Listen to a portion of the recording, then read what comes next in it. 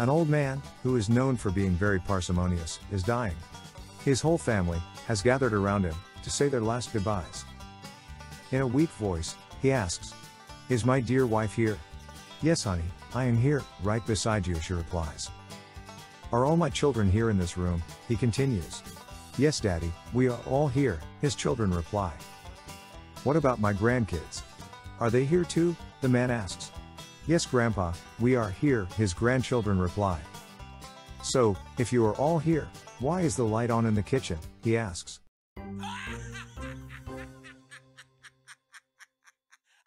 A blonde bought herself a pink Mercedes, but after about a month of driving, she brings it to the repair shop. They ask her to explain the problem, and she says, "Something is wrong with my car. When I am on my own, everything seems to be fine, but as soon as I have a passenger, there seems to be this weird smell lingering around." The mechanic examines the car, but cannot find anything wrong with it. He tells her, "Miss, I do not notice any smells, but just to be safe, let's take the car for a ride and see what happens." He gets into the passenger seat of the Mercedes, and the blonde starts driving. At first, everything seems to be fine, but as soon as they get onto the motorway, she increases the speed to 200 kilometers per hour, and starts overtaking cars, and veering in and out of lanes. This continues on, for about 30 minutes.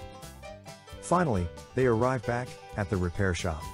The blonde stops the car, looks at the mechanic, and asks him, "So, can you smell it now?" The mechanic, still pale and sweaty from the recent drive, says, "Miss, to be honest, not only can I smell it, but I can also feel it in my pants."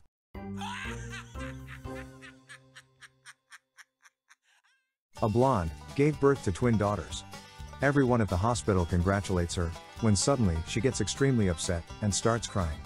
The nurses don't seem to be able to calm her down, so they call the doctor on duty into her room. The doctor comes in, sits next to the blonde, and tells her, "Now, what is happening? You just gave birth to two beautiful and healthy children. What is there to cry about?" The blonde looks at the doctor through her tears and says, "Yes, that's true. But how am I going to explain the second child to my husband?"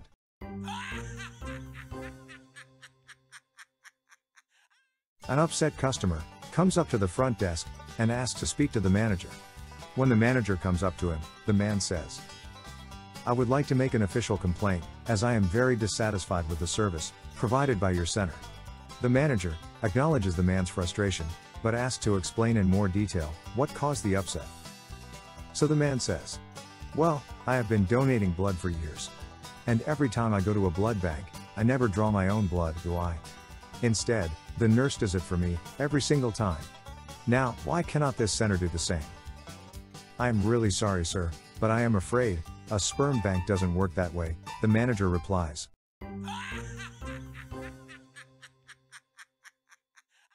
A husband and a wife sit down to watch some TV.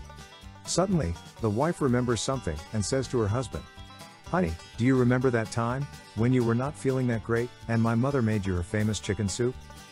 "Darling, I am afraid your timing is a little off." The husband replies, "You see, first your mother made me her favorite chicken soup, and then, I was not feeling that well."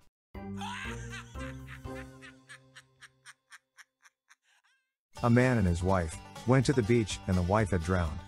The police had launched their investigation to determine if the drowning was an accident or a homicide. The lead detective interviewed the witnesses, who were at the beach that day. And a lot of them mentioned that the woman was seen in the water, yelling for help. Yet her husband, who was the closest to her, did nothing to assist her out of the water. Naturally, the detective now wants to interview the husband. He sits the man down in the interview room, and after asking him simple questions about his full name and his date of birth, he says, "So can you please explain to me, how come you didn't help your wife when she started to drown?" The man looks at the detective and replies, "I swear to God, detective, I had no idea she was drowning. She was screaming at me just like she usually does."